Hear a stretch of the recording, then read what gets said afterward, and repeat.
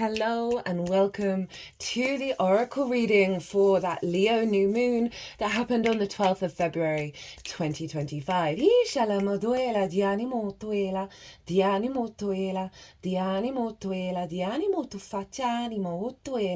My name's Chloe. I work with card divination, astrology, and as you just heard, and as you can see, I channel multi-dimensional energies through my body, both in the form of physical and vocal light language. This will be happening throughout the reading and bringing in healing, attunement, and activation codes to the message that's coming through with this oracle card. I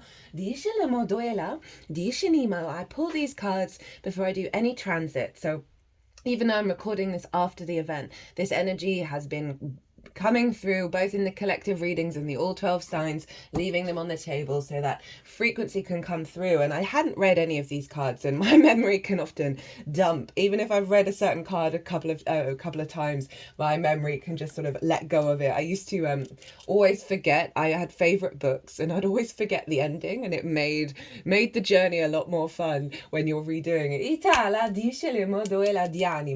But what I was picking up from it very clearly was this section feels like we've been doing some really powerful work in the lead up to that full moon, right? So there's a density there, but there's also, you know, it's the hard work that's worth it. And then from here, ooh, beautiful, clear activation of the higher heart. And so we're going to go through these cards. I'm going to sum up the astrology very quickly. And then we're going to go through the cards. Channeled messages are going to come through as well. Now,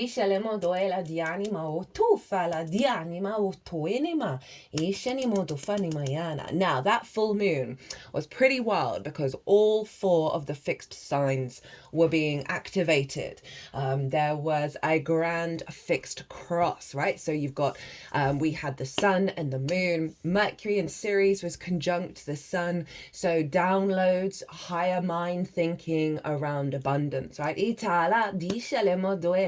Juno was over in Scorpio. She represents commitment, right? Your ride or die in the sign of Scorpio, squaring the sun and moon, really allowing us in the lead up to that full moon of clearing out a lot of things in our fixed emotional body that we may be quite defensive about, right? Sometimes old narratives, they have how do I phrase this? They have created who we are. And so we can really struggle to let go of those things, even if we like consciously are like, oh, this doesn't work for me anymore.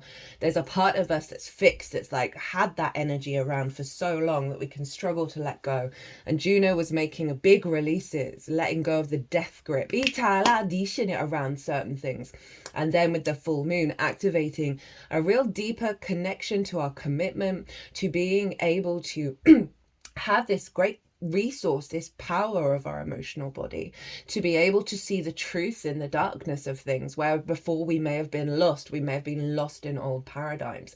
Uranus was up in Taurus, squaring the sun and moon as well as being opposite Juno. Uranus had gone direct just after the Aquarius new moon. Uranus is the great liberator, the path clearer, very inventive, sudden shifts, sudden changes. They're wanting you to get in alignment with your path and be confident and comfortable walking your path, being unique to yourself. In Taurus, our physical vessel, right? What is our body telling us? Liberating those wounds, along with Juno, with the emotional body that was allowing the full completion of that moon, right, of working through that difficult energy that stopped our heart. You know, sometimes we put those walls up, those barriers up, and that's the Juno over in Scorpio, where we're on the defensive with our heart. We're not giving in the way that we truly from our own frequency would love to give, because we may not have received that, because we may have come up against certain wounds and difficulties via the heart. Leo rules the heart, that sense of bright light, that fixed fire, that warmth, that continual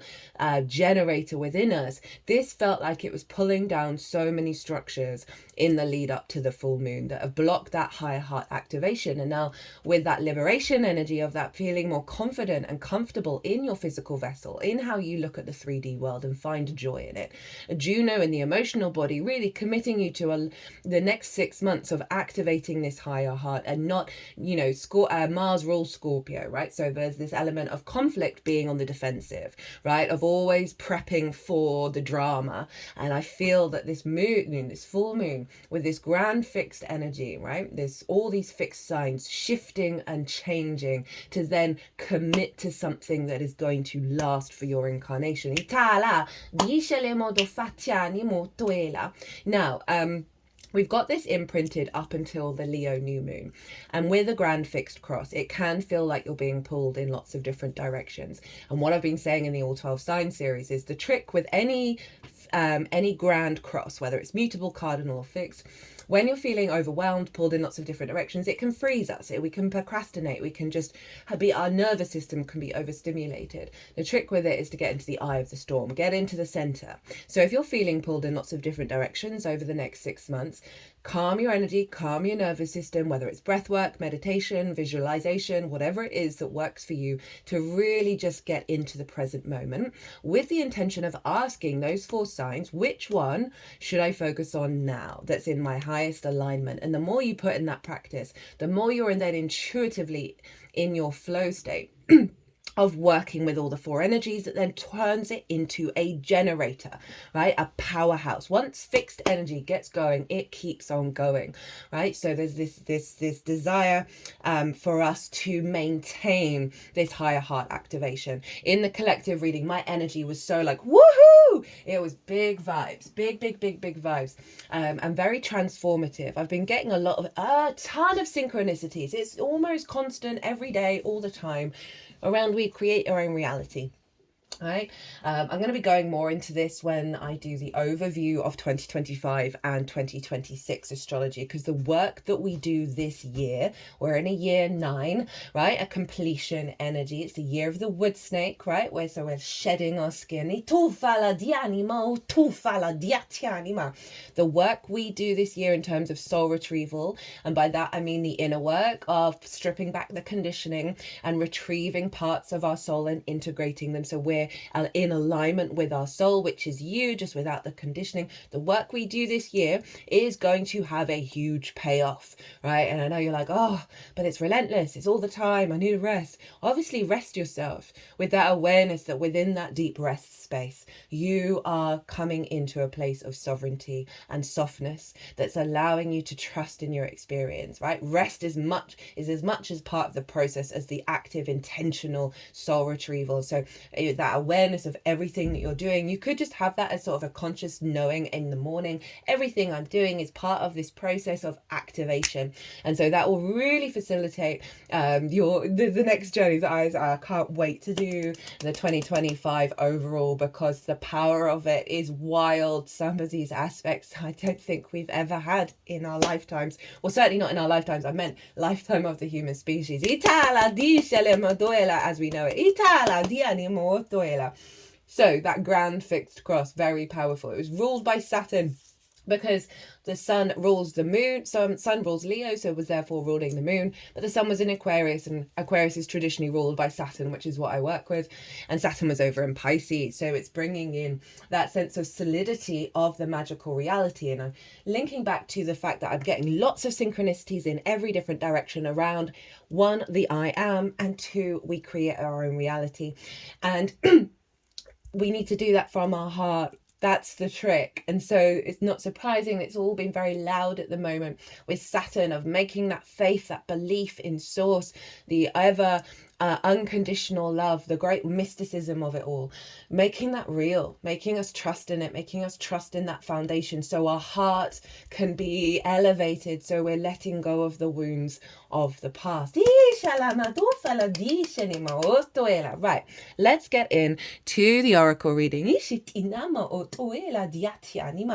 So I just wanted to say, in the Cancer reading, in the all 12 signs, there was a big call to get out a Merkaba, right? And this I have on the table at all times, and I'd completely forgotten where it was and only eventually found it midway through the reading. And this has got black tourmaline in it, and it's is it orgonite, where it's a resin that amplifies it. You never need to cleanse these. How do we get this into focus? And black tourmaline. If I'm going to ever recommend any crystals to anyone, I don't like recommending things where you've got to go out and buy things because not everyone's in that position. But tourmaline and selenite are the two that genuinely feel like they cover a lot of bases. And tourmaline is all about the one transforming negative energy that's coming from the outside world towards you, as well as the negative energy within you. It's a very, very, you often find they get really heavy when they're full. They do need cleansing, but this doesn't. But that Merkaba offers protection, right, of our capacity to engage in the multidimensional energy. And so it's helping clear a lot of energy, a lot of blocked energy from our I feel like it's the unconscious realms that's allowing us to come into a state of balance with this moon, right? And I wanted to go over the first card, which is the Lay of the Land, Ancestral Wisdom. So these cards, let me just separate them a little bit. This felt like, okay, what process have we been going through over the last 6 months from the Leo new moon last year up until this one? What's been closed out? What work that we've been integrating that may be a bit more difficult have we been doing that's been closed out with this full moon? Now, this is from the Shaman Stream Oracle. It's one of the cards that comes up the most from that deck since I've been using it. There we go. Okay. Itala. Past lessons, being well informed, ancestral wisdom. There are times when you're meant to discover and explore new terrain in your life, even to be part of a wave of change. This is one of those times, and what you're contemplating is perhaps new to you. But others have laid well-worn paths and left wisdom for you to rely and reflect upon. This is so that you have a better understanding of the potentials and possible pitfalls. 11 minutes as I say that. When you know the lay of the land, you're better able to fully experience what is being offered to you. This is a wonderful time to seek a mentor or good advice from an expert or elder. That way you'll be able to meet life's opportunities and challenges well informed.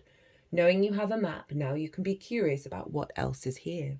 This is a path that promises success in all areas. Where others before you have dared to tread, you will discover the treasure they have left behind for you to make your own.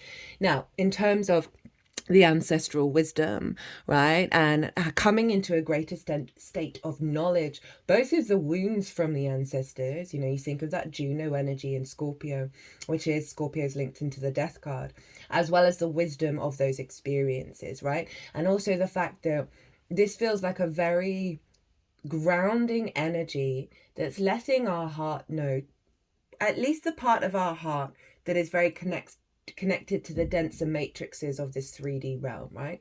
That every experience is a wisdom keeper to understanding the heart, the good, the bad, the beautiful, and the ugly, right? And so this is calming the heart, giving it a deep inner wisdom, right? And letting go of a lot of restrictions and limitations. And these may have all come up over the last 6 months, where it's now coming to a level of completion of the wisdom of that path that is now opening up this energy.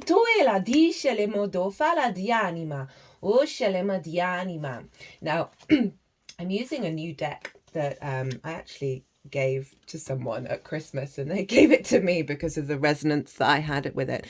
And this is the Soul Cards Oracle, and 3 wanted to come out, and this is that sort of the wisdom in the dark spaces, the coolness. You see all this grey. Grey represents wisdom, and the red represents survival, our passion. It's like the root chakra. That we have gone through almost, I don't want to say the underworld, because in a way that it doesn't have like huge negative connotations, but going into those darker spaces, right, in order to find the wisdom that heals the root chakra. And that root chakra is also about survival, fear mechanisms, and when that's blocked, the heart can get really restricted. And you just see the sort of the deeper knowing in the eyes. They acknowledge the sorrow, they acknowledge the difficulties, but there's something like a real there's a maturity here. It feels like it's bringing in lots of different lifetimes. It's not necessarily remembering them, but that awareness of the cycles of time, and of the many different situations that operate from a deep archetypal root energy, and this stillness, this quiet of deep unfolding within ourselves that is helping rebirth that root chakra, like new life is coming through in these leaves of being able to see the wonder and see the beauty. But it's been this process of deep inner withdrawal, right, of this establishment of a higher wisdom. That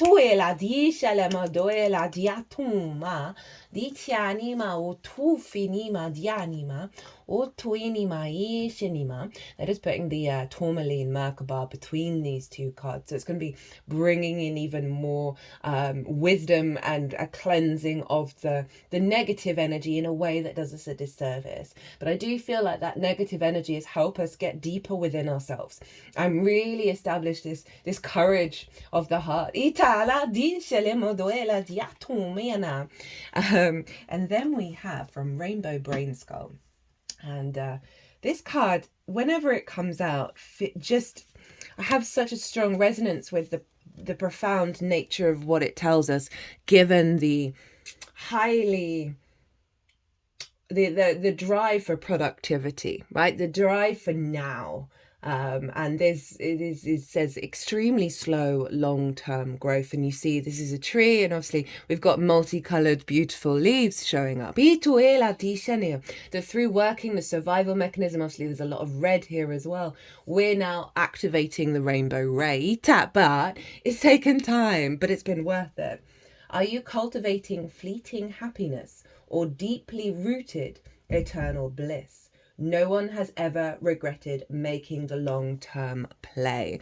Again, really connecting to the other cards of, yes, it may have been a bit of a slog. Yes, there may have been some frustration with what we've been working with over the last 6 months of like, oh, I feel like I've worked through that. And then something else comes along, because there's been just this depth of layer after layer of foundations that you've been building in order for this to launch off.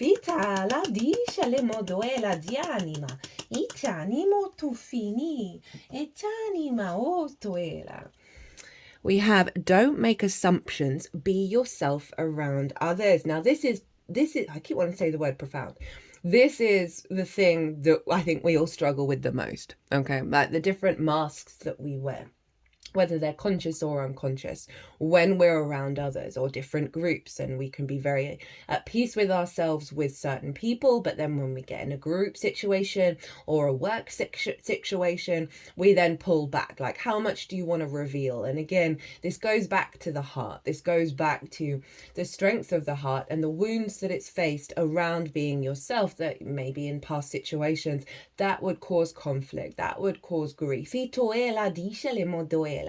And the more that we train, and everything really is training, that heart, and let it know that it is loved, and know that it is seen, and know that it is powerful, even if we're not receiving it from the outside world, right?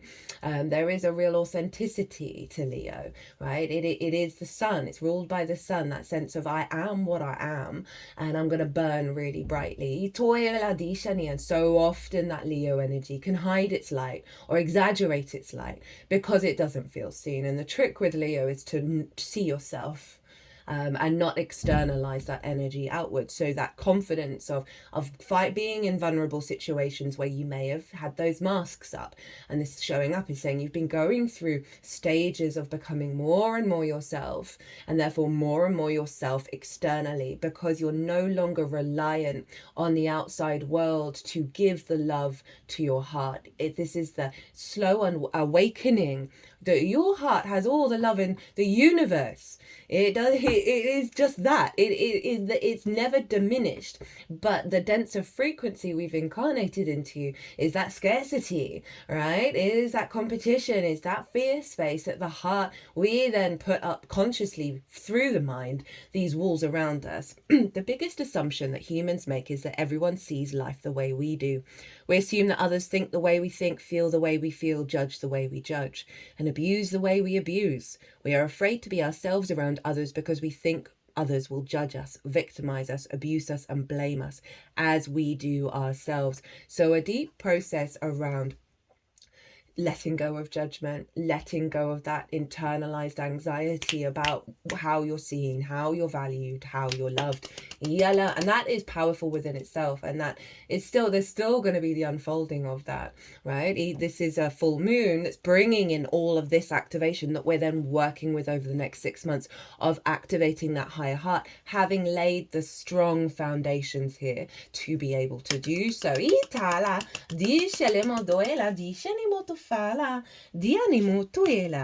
So from the work, your light, obviously, Leo, the sun, that vibrant ball of light, we're using this deck, Oracle, deep replenishment, retreat, rest, be held. The most selfless thing you can do is to fill up your own inner well. When we are running around half filled, we subconsciously look to things and people around us to give the nourishment and nurturing we so deeply crave. Nothing can grow in barren lands.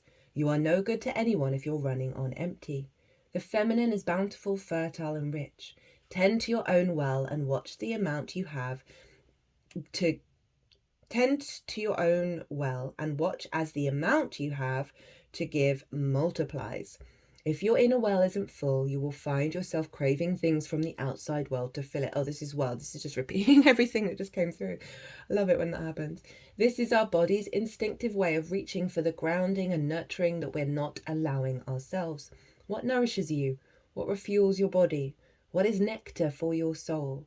What brings you back to life? What is your secret medicine? What makes you feel abundant and fertile, overspilling with life? It may be gardening, arranging flowers, getting a massage, using luxurious essential oils snuggled up on the couch, hiking, sipping a good coffee at your favorite cafe, attending a women's circle, reading about sacred sites, spontaneous bike rides, walking along the beach, or yin yoga. What nourishes you is your medicine. When you give yourself the medicine that you need to be nourished, you nourish all those around you, for there is more than enough to go round. So again, really tapping into a similar energy. As I was reading that, I was reminded of how Mars is retrograde, right? It's in the sign of Cancer, but it was retrograde in Leo. It's going to go direct on the 24th of February. And the main transmission that came through with that Mars retrograde, and obviously all the lunations since it went retrograde in Leo have been affecting Mars because it's in the signs of the sun and the moon, is that in the sign of the sun, Leo, is linked into more of it's a yang energy. So the sun is often linked into the paternal energy in your life, and the moon, the maternal energy. And so you may have noticed a deep healing happen in the lead up to this full moon around paternal energy, whether that is personal, social, or collective, right? And allowing, I'm speaking from my own experience. I did a dissolving of the wounds that I have felt in regards to paternal energy. And I went and I pushed it back further and further. I kept questioning it. And there's a big grievance that's been going on that came up while Mars was retrograde in Leo, that was part of an older wound around abandonment, and not therefore bringing in lack of self-worth, abandonment issues for myself, of not being seen, and not being valued, not being loved. And I went through a process of dissolving that energy in the lead up to the full moon. I think it was on the Sunday, the Sun's day, arguably enough, in Aquarius, opposite the sign of Leo. And there was always a part of me that wants to communicate the truth of the situation, because there's some delusion going on. There's nonsense going on, and people are acting like that nonsense is real. And an older version of me, and there was still a part of me that really struggles with that I'm okay when someone admits it, right? They don't necessarily have to change, but at least that awareness, right? I've got a Virgo sun. I really do like it when people observe and are aware. Again, that's something I'm letting go of with the South Node being in the sign of Virgo. That I was really and I had like this I want to speak the truth, and this is me expressing my boundaries, but it felt so tight in my body. It felt really tight and really restrictive. And then I started pushing further and further back, of like, okay, let's why? I started questioning why, and I came back to, all I want to do is give love, right? All I want to do is give love to this person. That, you know, in the grand scheme of things, that's all I want. And as I really tapped into that, into my emotional and physical body, think of Juno and Uranus, water and the earth energy, that had been blocking my instincts in terms of, I gotta tell the truth. And like my instincts were all off. I couldn't figure out what was going on. But then when I felt into that love and I tapped into the energy of what would that feel like to let go of this wound and just show up with love all the time. And my whole body felt light and full of energy and just soft, and the tension had gone. And I was like, okay, because there are certain stages, right, of, yes, it's really important to sometimes distance yourself from certain energies in your life, to go through those stages of putting up boundaries, of speaking your truth. And I'm very aware of that. Yet it didn't quite feel right. Yet it did feel right, but it didn't feel right. And I really leaned into it. It was love. It was love. And it got rid of all the tension. And I'm not saying that's going to be right for every situation, but there's this awareness of what we're, everything is pulling us back to love, pulling us back to that unconditional love, right? Without self-sacrificing, because I felt good when I tapped into that. I did not feel good. I felt rage with the other stuff. And so it's actually helping me. But I'm just flagging that up as like a frequency that we are, without draining ourselves, remember the replenish, without giving to the point where we are depleted. This is really wanting us to see, what's my emotional body saying? What's the true instinct behind that? And again, we've been getting lots of themes around stepping outside of conflict. How do we operate in the now and be open to any given situation, rather than being encumbered from the past wounds? And again, I'm not saying that every situation is, oh, I'm just going to dissolve with love, right? Say you go into a situation and you're trying that, but then all you're getting is this kind of poison in the head if people aren't responding in that way. Then I want you to do what feels right for you. I don't want to say I want you. Then it might be about, okay, maybe I need to start doing some cleansing in my own heart, right? And pulling back those walls and really getting to figure out, what does that abundant heart feel like for me? And there may be certain stages and processes that come up over the next 6 months that let you know the way of engaging with that's going to be right for you. So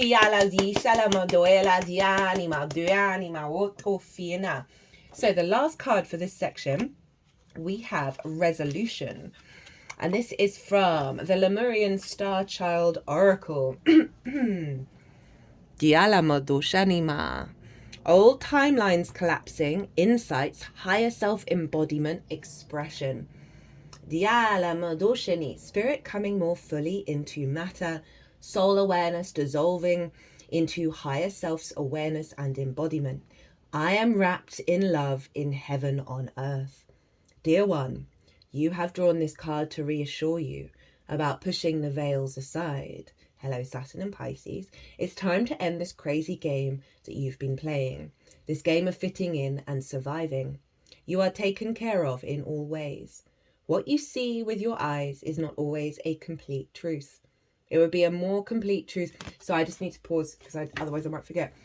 What I realized in that meditation that I did with myself is that the pain was coming from survival, from a survival frequency that was expecting lack, was expecting conflict, was expecting contraction and restriction.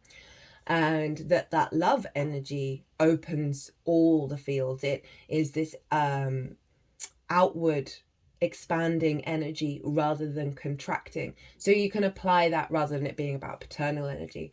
Apply that, okay, when do I feel contracted? And then push at it, ask it questions, ask it to reveal the truth. And it will it will take you on certain stages, right?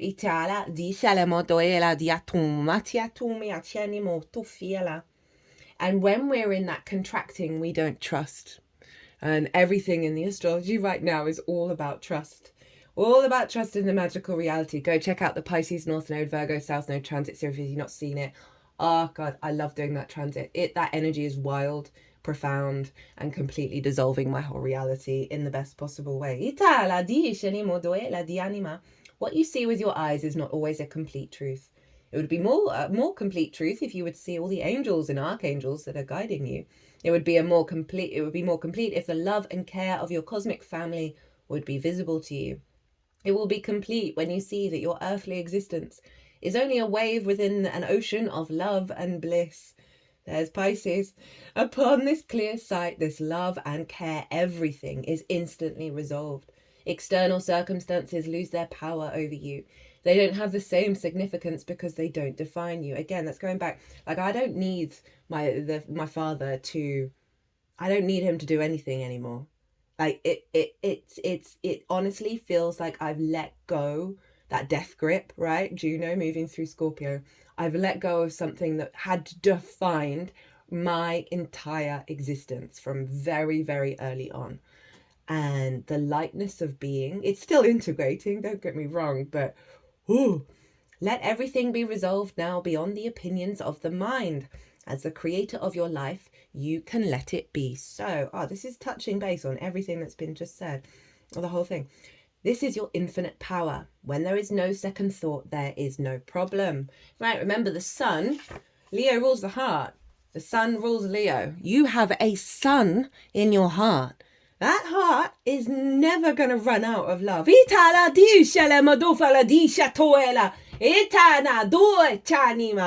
they like that one. Within the veil, so much is hidden from you. Within this illusion, your mind creates a reality that is shared in the collective consciousness of humanity. But now you are putting an end to this. Choose to see the true reality that is your birthright. This is the real reality where you are always embraced in unconditional love. This is the reality that the earth was created to support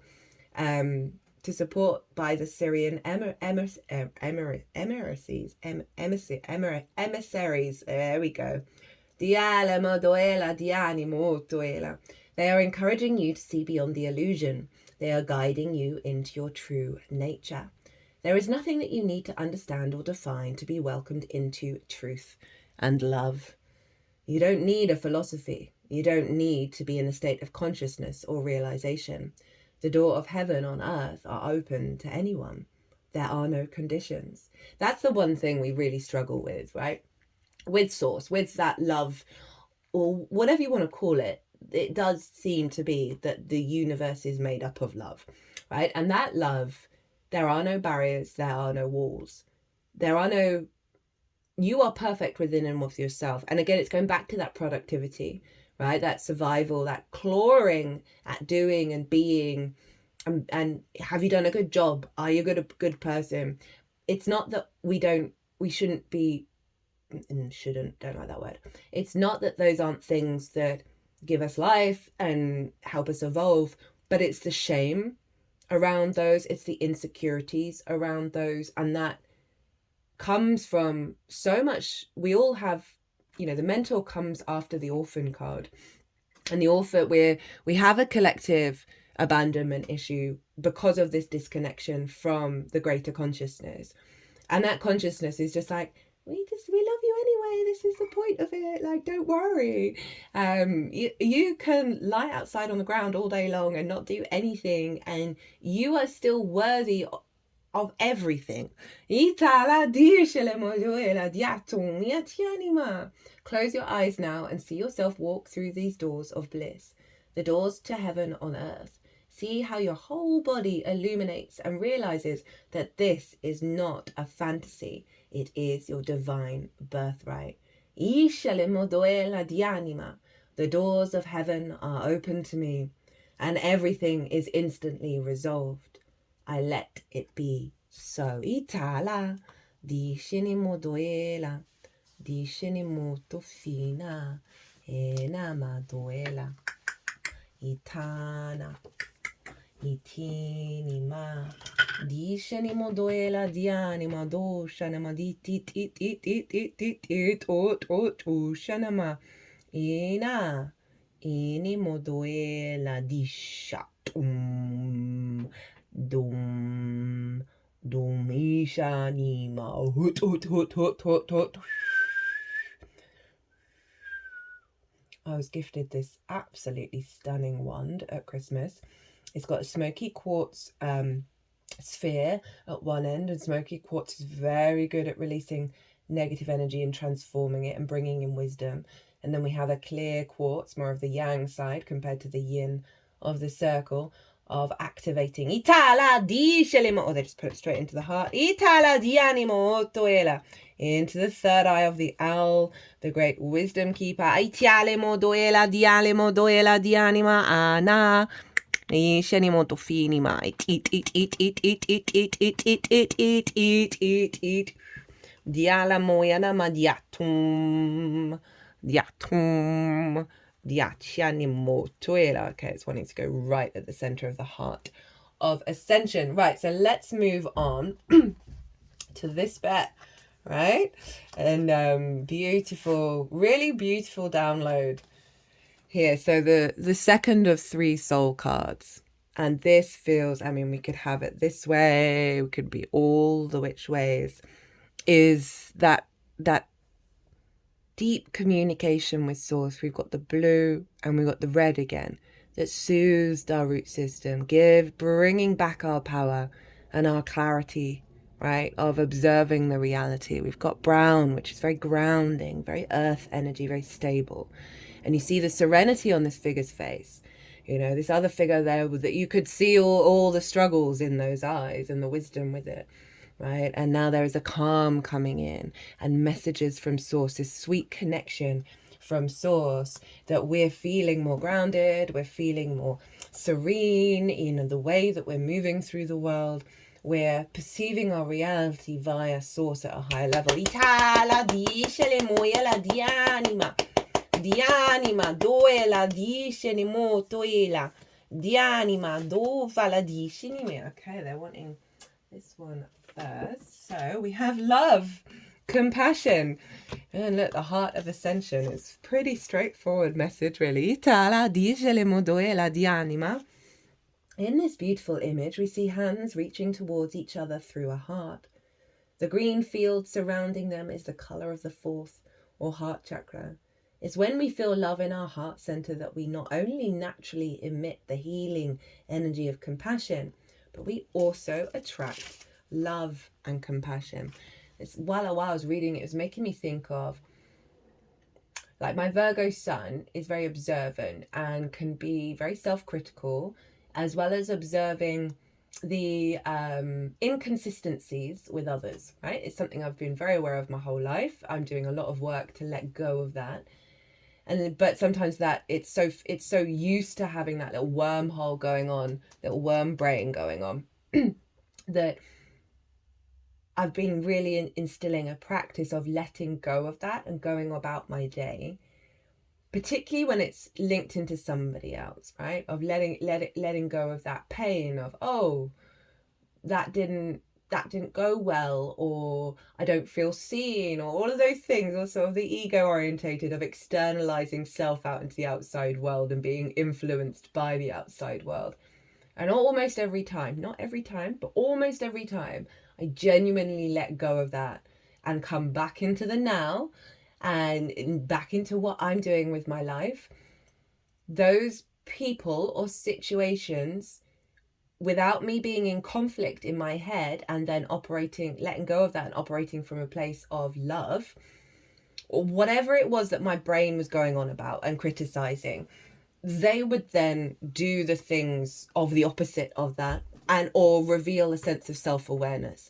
And it's been blowing my mind of, like, our mind and that rumination and the way that it needs energy, the mind, right? So it goes to that easiest kind of cortisol energy, which is more of the negative thinking. And you got to teach the brain to sort of seek out serotonin and not shame yourself if you're having those things. But genuinely, when I've let go of the sort of the micromanagement, right? That's very Virgo in nature. And I don't, not planning of, oh, how do I say this to somebody, or how do I facilitate this change, or whatever it is, because it's usually when I see that someone's unhappy as well. And when I've let go of it, or they do it themselves. And that's the I am, right? When you get out of the way of disrespecting, and that's a strong word, everybody else's experiences, because we're taking it personally, right? And it's diminishing our energy, our sense of self, right? That's a very distorted way of engaging with reality. Once you sort of honor the I am of everybody, okay, let them do them. It does tend to be, if they've got a soul contract to evolve in whatever it is that you're thinking about, they'll match that. Because when we're in conflict, we're in resistance, and then that change can really struggle to come in. So yeah, just doubling down on that. Let the outside world do what it needs to do. You go about your day from a place of love. Studies by the HeartMath Institute, love the HeartMath Institute, reveal that the electrical signals from the heart are up to 60 times stronger than the brain's. And the magnetic field is as much as 5,000 times more powerful. I remember when I first got into the HeartMath Institute, they said like your energy field from the brain is like 3 inches. And the heart is like 3 feet. And it's so phenomenal. Remember, the Egyptians got rid of the brain, kept the heart. It's a given that our thinking patterns affect our feelings and in turn our reality. What we put out, whether it's love, fear, empathy, sadness, and so forth, contains an incredible amount of power to shape and influence our reality.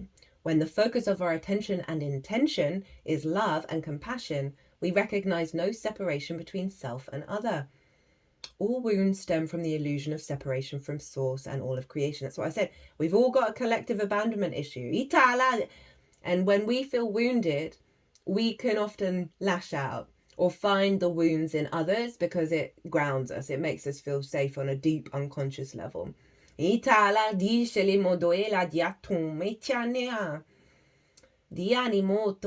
route to healing this wound is through cultivating love and compassion for every being on this planet, including yourself.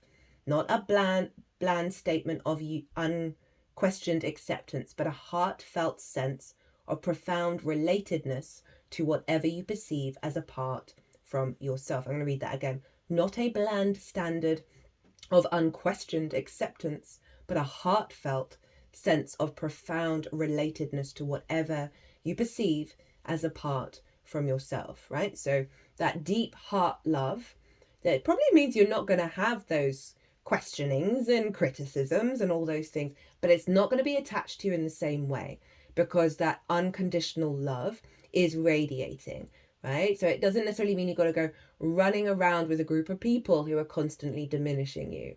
It's having that deep love for them and the love for yourself that means you can go and live your own life and they can enjoy their own lives too, rather than you needing to fix everything or sort everything and judge everything. It's like there are many forms of reality out there. You can know in your heart that you are connected to all of them, but there are certain stages. It doesn't necessarily mean that you spend your 3D time with that. True compassion requires not only the feeling of warmth that emanates from when you are in touch with your heart center, but in acts of kindness, even if this simply means being a fully attentive listener. Respect the fact that your heart is a giver, putting out electrical energy, and a receiver, drawing in magnetic energy. These energies are best sensed by attending to the steady flow of your breathing while also noticing your heart area. The HeartMath Institute have also got a little fruit fly come and land on this. Hello, I am you and you and me.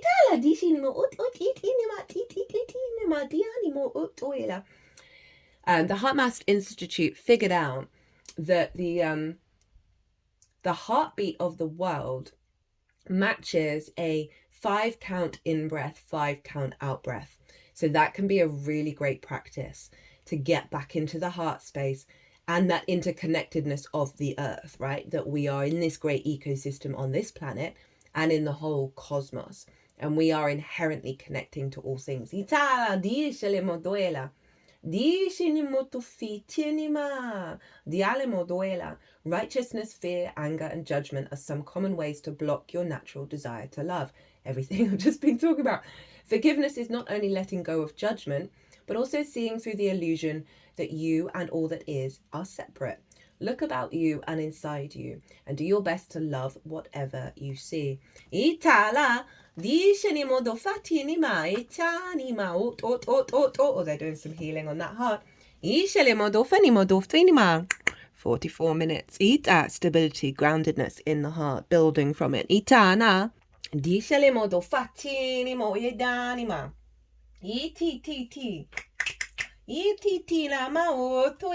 Okay. The mentor, with that very wise owl. Remember, owls can turn their head 360 degrees. They can see in every direction.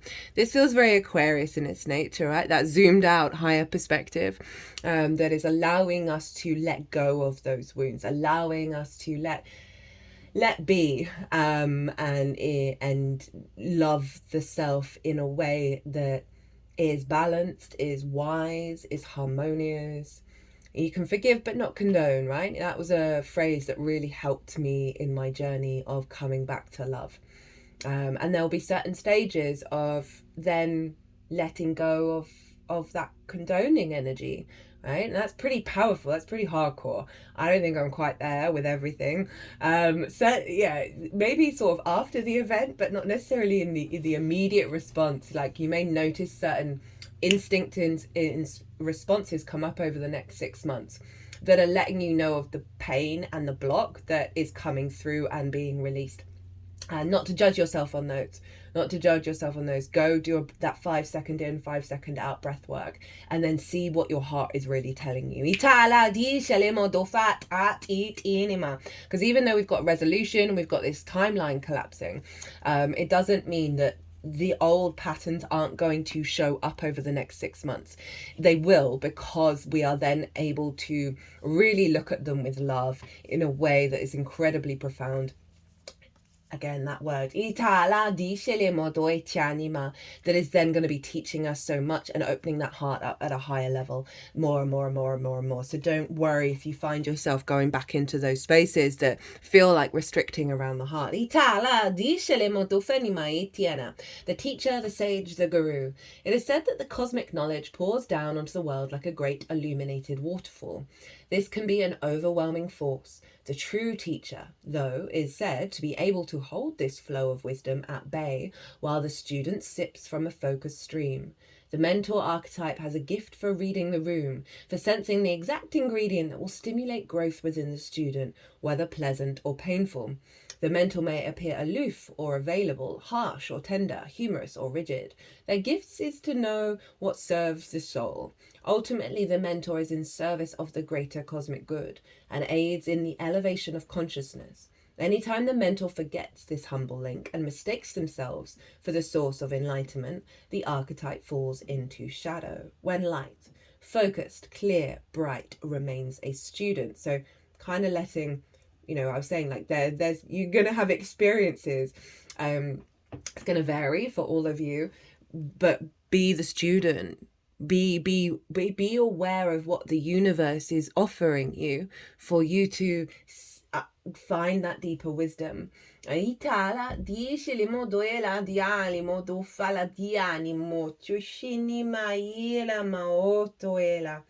Keep in mind how easy it is to project power onto another.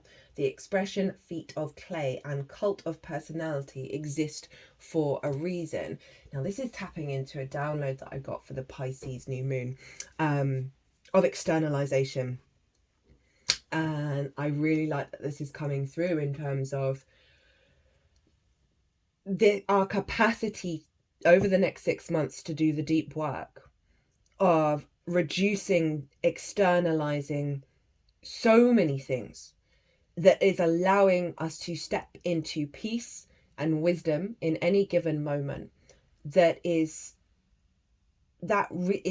we're not externalizing and seeing ourselves as separate, well, when we're not externalizing and we pull it all back, that's when it starts to cultivate this sense of connection, right? Because we're not entangled in the same way, right? The I, the all in the one in the all. But we've got to go through this process of drawing our energy in, right? Drawing that frequency, that strength of self, of your heart, and strengthening that is going to allow us to be able to engage in any given moment from the heart and find the wisdom in those experiences, which is then going to have a rebound effect on us seeing the love in everything.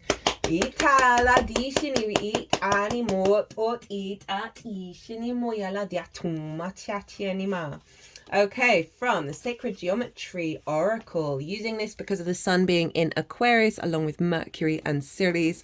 For me, geometry frequency is all Aquarian in nature. Rebirth.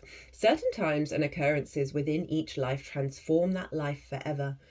Sometimes they occur in quiet moments, sometimes they happen as a result of challenging or traumatic events. This card explores your connection to such events and asks you to take a fresh look on how they may have influenced what is presently transpiring in your life. Within the triangles are the 4 mountains of your physical, emotional, mental, and spiritual bodies. The symbol in the center represents the Om. Hold a significant event or insight, past, present, or future, in your awareness. Sense where it sits in your physical body.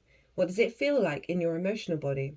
That's interesting. It's tying it back into sort of the practice that I was doing before the full moon, but we've got that Uranian Juno energy squaring the sun moon imprinted into the Leo area of our chart for the next 6 months. So I love that this is coming up with like how to work with it, of like the things we were doing in the lead up are also part of the practice unfolding.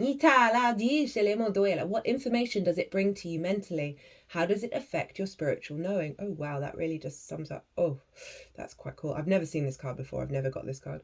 Each of these insights offer guidance surrounding the lessons you have been gifted. Each provides a means to a deeper understanding of events that transform your life and offer you rebirth. Thanks, Spirit, for the opportunity to learn, grow, and change. Know that the ultimate gifts are healing and transformation. Use the sound of Om to release any trauma and incorporate these insights into your present. Oh my goodness, the synchronicities are wild with what I'm channeling and speaking in the car. Oh, I love it when that happens. Okay, so from the Oracle of the Rising Sun, we've got 3 little quick cards that wanted to come out. We have Jupiter in Sagittarius, Principle.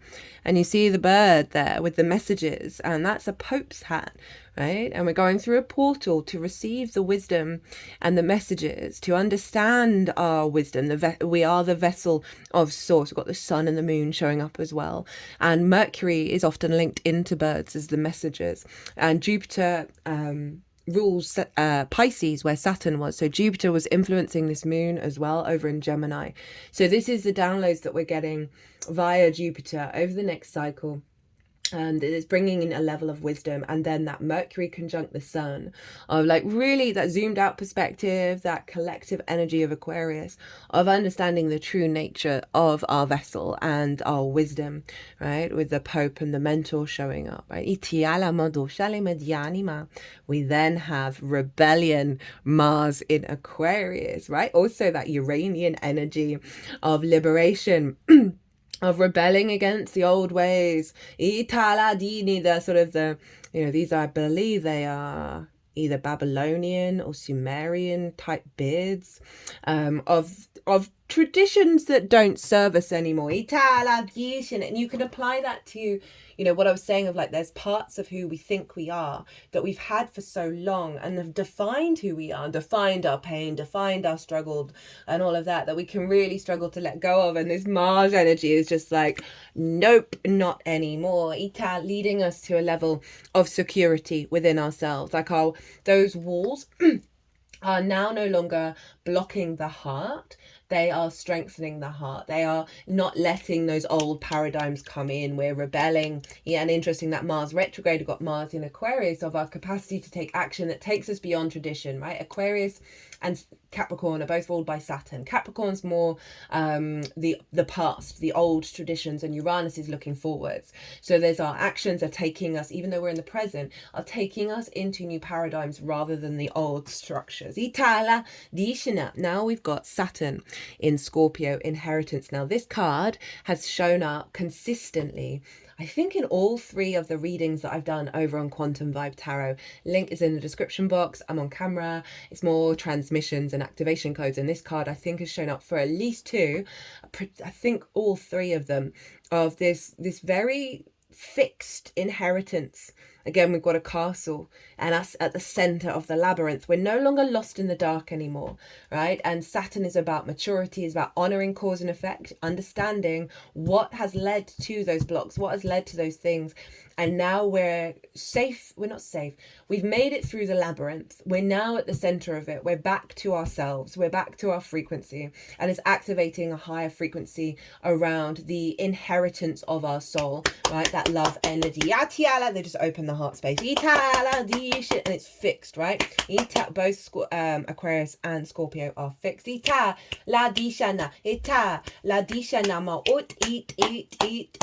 And this feels, you know, again with the walls and the castle, this sense of stability, right, in this incarnation, this sense of not feeling we're getting lost in the energy, of not feeling like we're being distorted. There's it's protection energy, but not denying that which serves us coming in. And it's weird with all this protection, walls, safety, security, when a lot of this is all about the interconnectedness. But I feel that through that sense of strength of your own energy, your own authenticity, that is your power, this is allowing you to feel strong and stable and grounded in this world, that over time, the barriers, the walls are simply going to dissolve. It's just part of the stage in order for us to get to that place where we do not need that frequency around us to still, for our heart to still be strong, right? We're still going to be working through some of these heart wounds. Right, we have down there, this is the high vibe. I'm just going to bring out that 3rd soul card. And I'm going to bring them all up because you can really see the shift in these cards of what's going on here, of working through the wisdom, gaining wisdom, gaining groundedness in the incarnation. And then for a Leo moon, look at this big sun, or this vibrant yellow of like with that warmth that we're going to feel, that's going to radiate out of us. Itala dishanimo doela dianimo to fienema ituinima dishanima diatianimo toela dianima Atum. Now we have Sanat Kumara. You see the clarity that's coming through? That divine light. Light activation. Shine your light. Your internal guidance is coming through loud and clear. Sanat Kumara, which means eternal youth, is an advanced cosmic light being who is dedicated to helping the earth rise up towards the light. He is, as far as I'm concerned, the leader of the keepers of the light. He's been acknowledged as a god in Hinduism and in the Mahabharata, I used to be able to say this, Mahabharata story, which has come down from heaven bearing God's divine plan. In more recent times, he's been acknowledged as coming from Venus and brings through unconditional love. He has eyes that are made of the cosmos, with the ability to penetrate the soul, Itala, and activate its brightest light yet. Disha, they just put it over the heart. Itala, na, atini, dishini, atini moyanama. They just brought it up from the heart around my head to the back of my throat. Ishana, itana. To the 3rd eye at the front, to the throat at the front, back to the heart.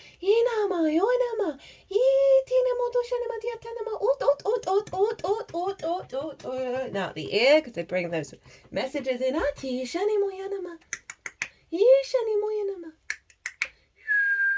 Yanama. Dishenimo dufanima et enima. Dishani, he can seem otherworldly because his looks are beyond human. He is a being of the light, shining with the purest intentions. He is the twin flame of Lady Venus. Together they activate the heart and light of those who welcome their help so they can shine brighter than ever. You are here to light up the world. You may feel that you're being pushed or that there is a lot going on at once. And this is a grand fixed cross. And this is because your energy is magnetic to others and they want it in their life. Take the time to listen to your inner voice. Remember the cosmic light of heaven and draw it into you. That is all you need to do to inspire the world. Again, letting go of, am I good enough?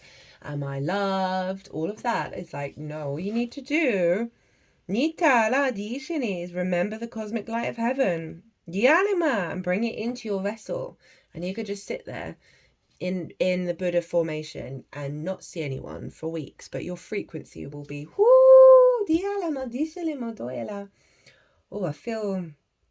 I feel good, but it feels like it's dislodging some stuck energy in my body, that transmission. And I really love that. As I said earlier on, the Leo energy gets distorted if it's not seen, if it's not valued, if it's not loved. And that's where it can either diminish its light, right?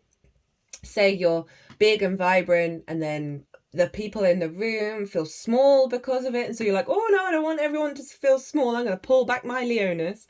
And we've obviously all got Leo in our charts. And the other side of it is, oh, I'm not seen. I'm going to take up all the space. I'm going to take all that light because I feel depleted. And the fact that we've got that really beautiful light activation coming in of really doubling down on the infinite nature of our hearts. It's helping soothe those wounds when we take our Leo energy out on the road. Order of Melchizedek, embraced by light, mission uncovered, don't give up. Melchizedek, whose name means King of Righteousness, is the first high priest mentioned in the Bible and one who initiated all the great teachers that followed him. He is mentioned in several Abrahamic texts, including the Dead Sea Scrolls. And also the words, this has been going on for me for ages.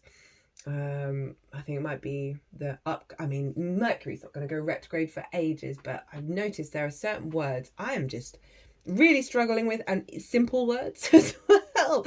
It's all the Virgo South Node of I don't need to be perfect and I will be still loved.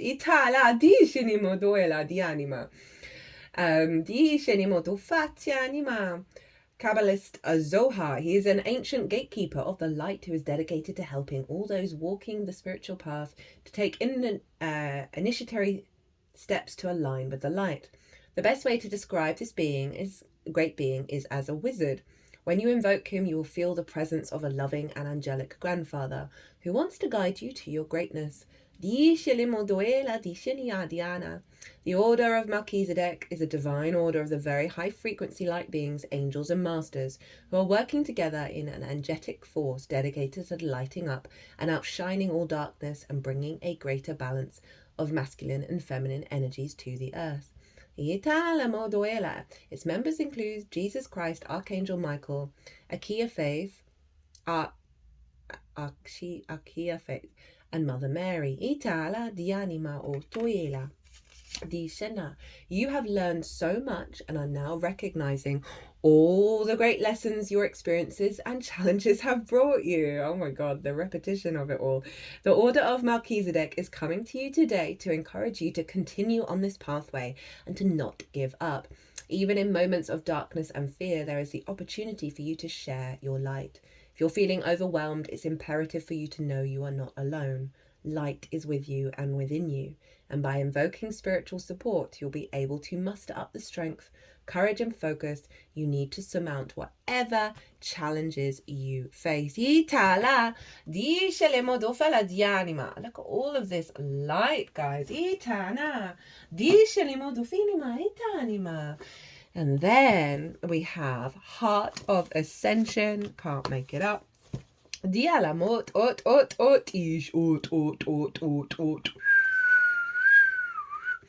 Expansion, love for all, playfulness, release the past.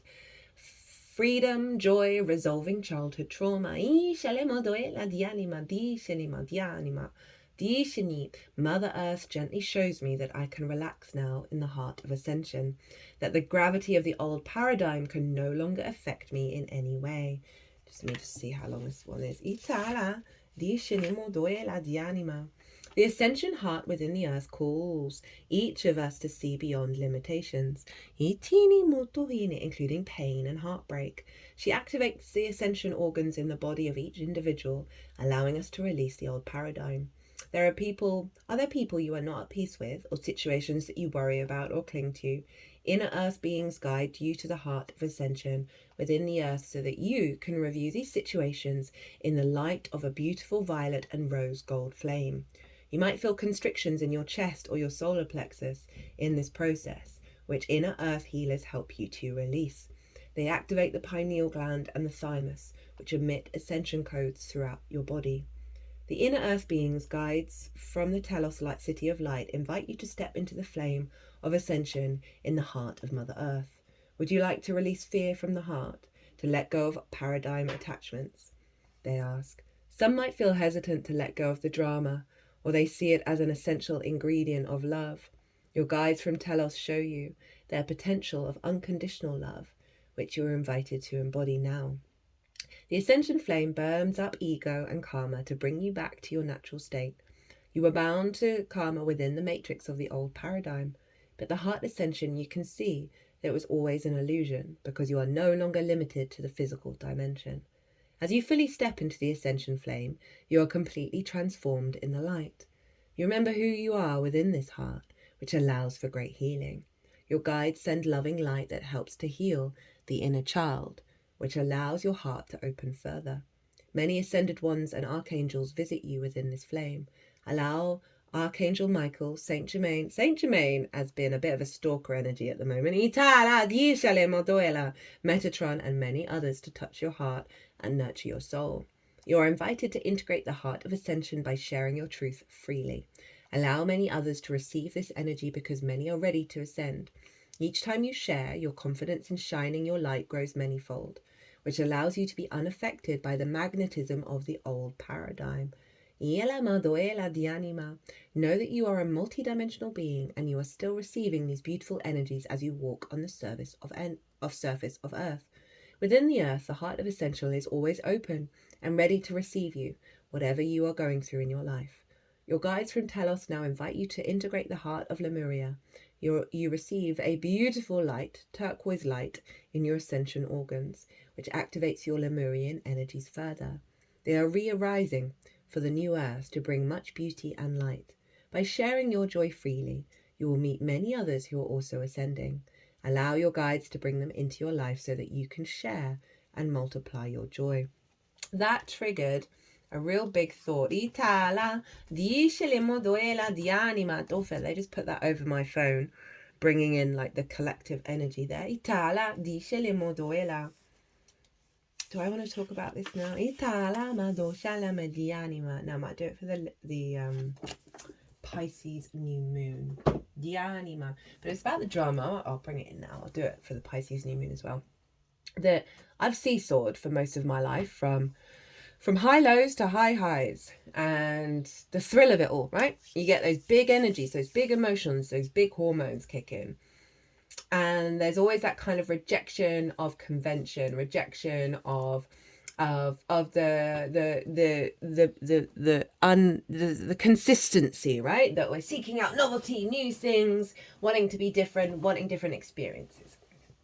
And so on my journey, I've really noticed an inner balance, and how that inner balance of neutrality and surrender and, not operating fully from a place of conflict and extremes, right?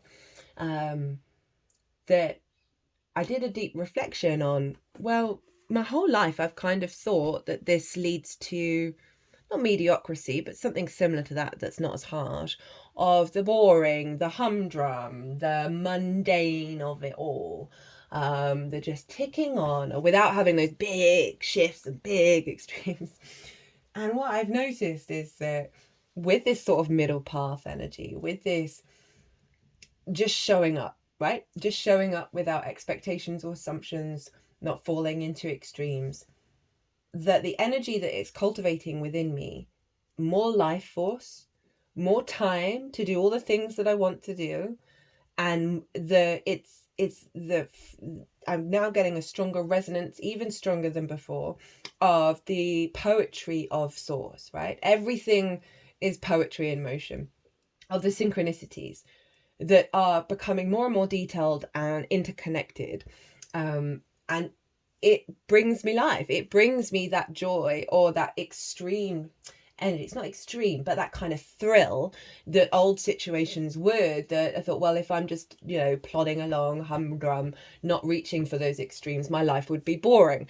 And the exact opposite has happened. And so that last bit felt very much about that. And obviously it's heart energy, it's heart life, it's heart vibrancy. Now that there's balance, I'm gonna bring that through in a stronger way. But in terms of like, oh, we love the drama, we love the thrill of it all, and that's the way to live. Well, for me, my experience and what I observe in others who practice as well, you have more experiences, more joy, more thrills from that very middle path road, from that space of surrender and the lack of conflict, right? There's more, it's the serotonin, it's the oxytocin, rather than the dopamine.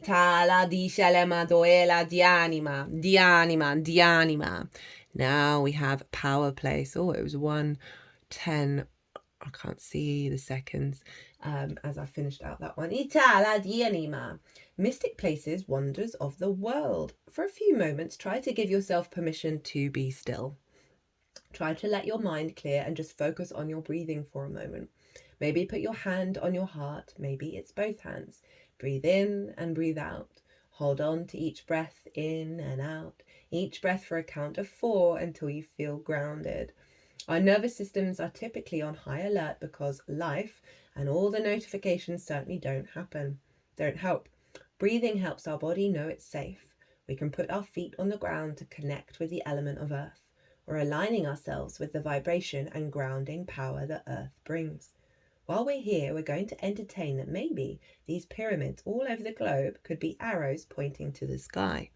Maybe all these great civilizations around the world just wanted us to look up, to look into the wonder of what we're made of. Maybe these wonders of the world were sacred places, earth altars, encouraging us to remember the source of our power. How might you be able to create an altar to ground yourself, or create a power place in your own life? Maybe you already have one. Try using your intention to see it as a sacred space. Whether it's somewhere in nature, in your own home, we can use the ocean of consciousness to visit the places that bring us wonder. Try making this a practice and notice the shift it brings you in your nervous system. That's so interesting about it being still, right? That sort of balance, and the breath work, which we've already talked about. And what I was feeling very strongly as I was reading that is the power place within yourself. They just put this book over the heart space.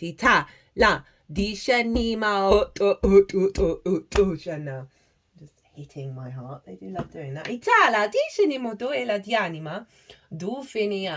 Right, this sense of stability, and it's bringing in a lot of the earth energy that's come through, as well as this groundedness, right? We've gone through a process where we're not being distorted in this incarnation in the same way, which is allowing perhaps more things that were hidden from us that we need to work on to come to the surface. And I don't feel it's crazy disruptive. I don't think it's big drama, right? I feel like we've got this, we can handle it, and we understand the significance in which it's going to unfold. We maintain in our power place. And if you're feeling very scattered, right, remember that grand fixed cross as well. Get back into the breath. And then all those pyramids around the world, it's bringing back the interconnectedness of everything, right? That if you're feeling run down, if you're feeling vulnerable, that there is a part of you that has that strength, has that energy refill, and you can just tap into that. And they just put a finger at the third eye and then at the heart, right? That heart, remember, the sun is in there. The sun is in there that brings about life. Crown chakra activation. Diales, but supports our spiritual connection to the universe and our ability to transmute negative energy into light from this power place, right? There are theories that the pyramids are power stations, right? So that we have that within us, that structure. Oh, I actually found an earring that was in the shape of a triangle the other day. Oh, that was interesting. It was clearly left. No one was going to find that again. And they wanted me to take it with me. And oh God, what was I thinking about? Three, even though 4 is linked into stability and right, the square, you can break the square quite easily. The triangle, because of the pressure at the points, it's really hard to break a triangle. And we think of that sense of 3 is the magic number, that element of divinity, that this activation is bringing in a real fundamental power structure of security within us that's allowing us to, I should imagine for a lot of us, we may struggle to let this higher heart out, right? And so there's a lot of support here that's saying, all you got to do is just pull back into yourself, do some breath work, re-establish the connection. It's never not there. The flower of life is a geometric shape recognized by many cultures all over the planet. It consists of 13 equal circles that intersect at the middle of each circle, creating a perfectly proportioned flower. As a symbol, the flower of life represents the universe as a whole, as well as the harmony in which all the separate components of the universe work together. This beautiful pattern is often used to indicate our understanding of our connection as humans and as spiritual beings to the whole. The colour violet is associated with the 7th or crown chakra. Located on the top of the head, it is associated with our personal spiritual connection to the universe and source. Violet has the highest frequency in the visible spectrum of light and is therefore linked to the flame of transmutation, the violet flame, which burns away all negativity and transmutes it into light. Violet is the colour of cleansing, purification, magic, mystery, and mysticism. Our sense of empathy and unity are also associated with this chakra. Itala. Ishenimoyela madiatuma tatina ma ot oshenima it duela maina dishenimot oela dishenimot ofala tianima. Okay, so I accidentally knocked one of my crystals off the table, and it's this one, and I cannot. It's very soft pale pink, and I know it's linked into love, but I cannot remember for the life of me what it is. And I've got this image, this choker that's got a leopard on it, and they've put the mammalian body, right? And they've put this crystal on top of the sort of third eye and the whole of the head of this leopard eater, and now on this little image that I've got that was made by a Sagittarius rising Jupiter energy. Itoela di anima. Love is wisdom, love is the answer. Itoela di shani alamot ot oinima. Okie dokie. Teeny man. Okay, they're wanting this one. 3 cards left. Diala. Di shani modoela. So we have caterpillar, opportunity. Transformation, independence from conditioned responses. Oh my God, on the money. The energy of caterpillar appears, heralding a time of transformation and opportunity. Here you're being asked to revise your dreams. If it looks and smells familiar, step away from it for the time being. The new cannot emerge from the old, and the youthful and vital cannot emerge from the aged and sickly. Experiment and surprise yourself with what arises for you at this moment. Caterpillar is an invitation to test out a new strategy to get a different, better result. Remember that the definition of lunacy is continuing with the same thinking and behaviour and hoping for a different outcome. It's time to break away from habitual responses, to surprise yourself and startle others, eliciting a smile or a frown or a look of awe from those around you. Very Leo energy. Do not wait for an invitation from life, as well as that Scorpio energy of I'm going to do me, right? and the Uranian energy and the Uranus energy of this sort of unique frequency that's coming through, that's allowing you to play more, allowing you to be more creative with your heart and try things and not worry about being perfect and loved at all times, because you know inherently that is always so. Do not wait for an invitation from life to practice a bit of outrageousness or for permission to do the unexpected. Any other response right now would lead to more of the same and no real change. Sometimes the most original response is no response whatsoever. Stand stock still, staring steadily into the eyes of the players in your drama, avoiding engagement until the moment is right. Caterpillar invites you to witness the story unfolding, knowing that deciding on the timing of your action is essential as finding the best move to make. And when you do act, let there be no doubt in anyone's mind of your determination and the power you unleash. Itala, very lovely pink energy coming in. Pink is obviously linked into the heart. There's a softness and there's a, I just feel, it feels very undulating. Of like following those little glimmers of joy, the glimmers of love, the softness in your body. Right, what's that trying to tell you?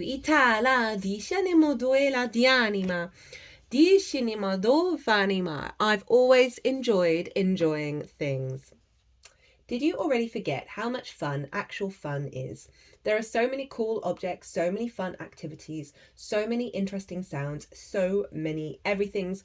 Look around. Exactly what I just said. Find the love, find the joy, right? Realize the wonder of even existing, right? Even that kept me in my difficult, darkest moments to be like, it's my whole life. I've always been like, how it's a miracle that civilization exists. It's a miracle any of us are alive and that this is all happening. And the more you cultivate that kind of awe energy, the more even the simplest things like drinking some water, which isn't simple for everyone. I'm very aware of the privilege that I have of having running water. Okay, the very simple thing of breathing. How phenomenal that is. How phenomenal your body is. Oh, and then again, the more you sort of have that awareness of all the things, that then in the little things, it all cultivates a bigger transformative shift when you put it into practice. Now, I've pulled a Rumi's gift card for every lunation, and I completely forgot to do it for this one. So before I sat down to do this reading, I got out the deck, and this is the card. Look at that vibrancy, all of those things going on, all of that sense of life, the lifeblood, the vibrancy of life here, and its celebration. Oh, lovers, the darkness of winter is melting away. I look upon your face and I become the spring newness. I breathe life into flowers and thorns shrink away from my passionate kisses. I am now the sweetness of honey and the oil inside seeds. I am the beat of dancing drums and the wine flowing from cup to cup. I am the roar of the sun, tearing away the veil of illusion. The mundane is sacred now. It's time to celebrate. Okay, that's wild. That's just what I was talking about. Honestly, it's never ending at the moment, and I'm still finding the joy in it. Right? That I was said about the mundane things, the little things. Oh my goodness. I don't need to explain. That was, whew, guys.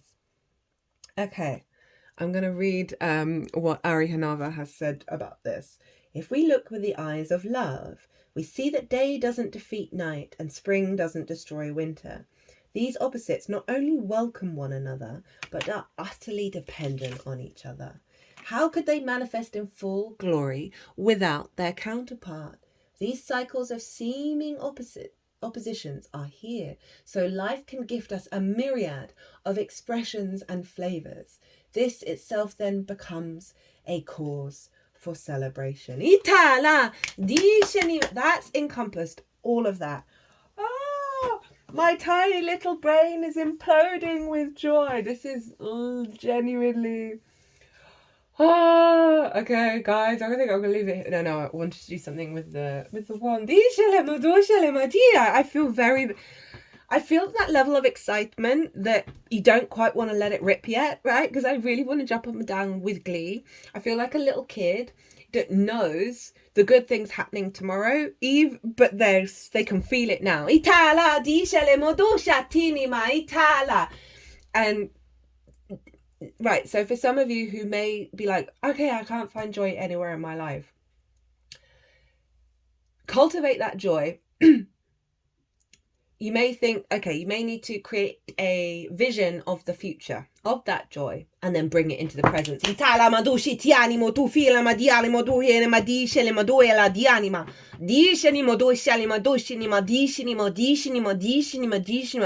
This is a very clear message of practice.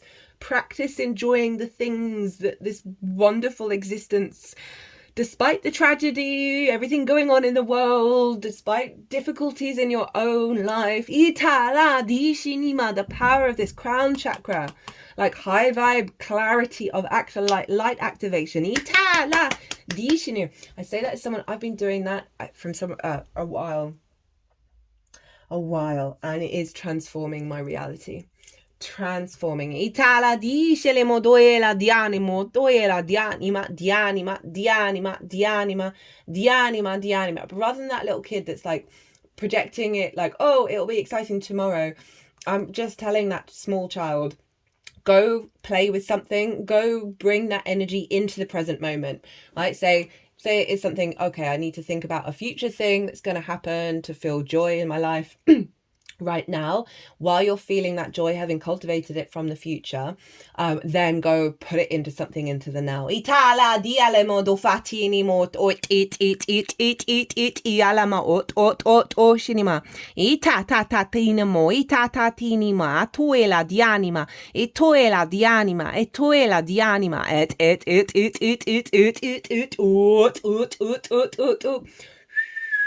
at the heart space of the happy Buddha. Itala. Dishanima uenama dishanimo doela. Dialama doshanima anima.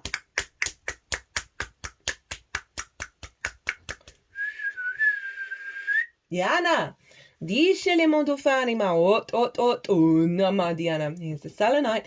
Ishalimo doela. And this has all the energy of the all 12 signs in the collective reading. Oh no, not the collective reading, just the all 12 signs. Itala di shini motu ila madiat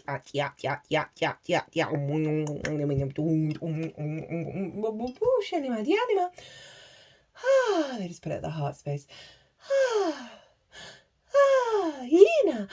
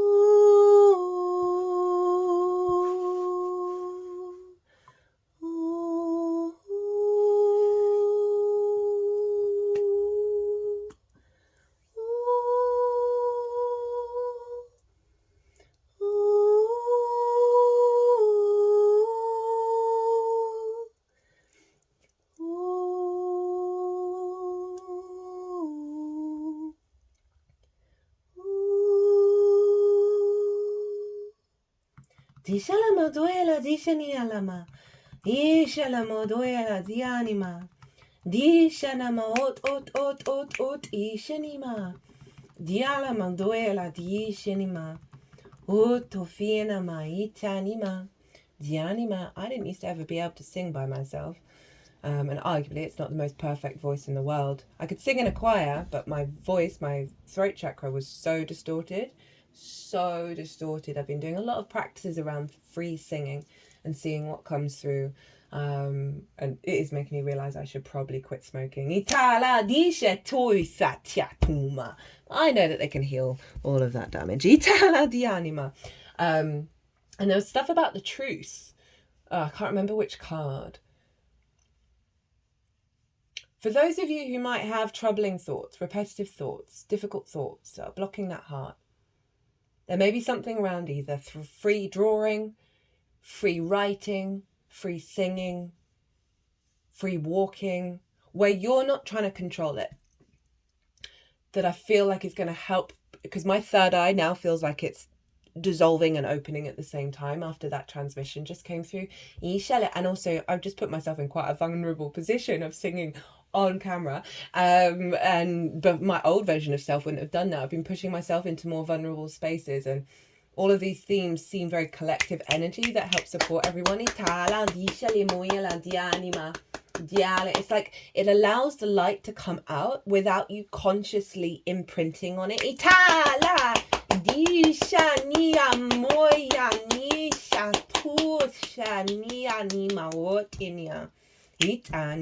And as the inner work that I was doing, it was the walking my talk over the last however many years. Can't remember when I started noticing, I started humming. I used to never hum. I'd never have songs come into my head. That is all changing and shifting, and it's the more that soul retrieval stuff and the surrender and getting out of conflict and opening up that heart. The less I've externalized needing to be heard or seen or loved or valued in the way that I can feel my heart is crying out for, or at least a part of it, not all of it. Remember, there's a sun and a generator there that has it all already. And they're just sort of tapping around the heart area, not the heart chakra. It feels like the is it defibrillator? They crack me up. Right, went off on a bit of a tangent there. I hope you enjoyed this reading as much as I did. As always, it's such a privilege and an honor to, one, read for the stars, and two, bring these transmissions into the ether of the internet. If you like this video, hit that like button, leave me a comment, let me know what was that full moon all about for you. I had an idea come through for doing a guided meditation connected to the themes of the Eleusinian mysteries. I have a friend we're going to collaborate, and we're going to do different stages, and it's going to be more of an updated interpretation. And yeah, those messages came through at the exact moment, well, just before the full moon.